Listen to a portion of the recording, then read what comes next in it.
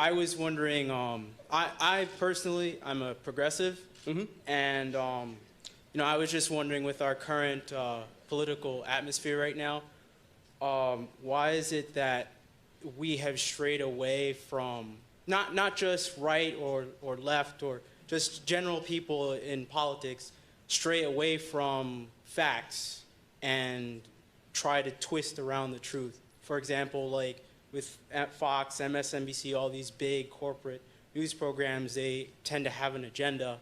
Why is it that it's so hard to get facts out to people? I mean, I think it's always been hard to get facts out to people is the truth. I think that narrative has always been more prominent in our mind. What we want to believe, I mean, confirmation bias is obviously a very prevalent thing. What you want to believe, you tend to believe, and you tend to look for excuses to believe it. I think that in an era of mass media where every taste can be catered to, you see that a lot more often, obviously. And so if you think like Rachel Maddow, you're likely to watch Rachel Maddow. If you think like Sean Hannity, you're likely to watch Sean Hannity and have all your biases confirmed.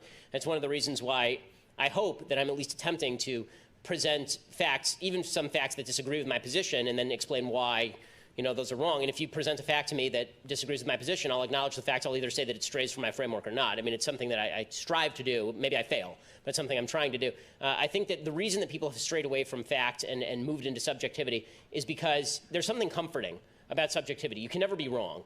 The thing about facts is that somebody can prove you wrong. It's uncomfortable to be out there on the limb all the time waiting for somebody to saw it off behind you.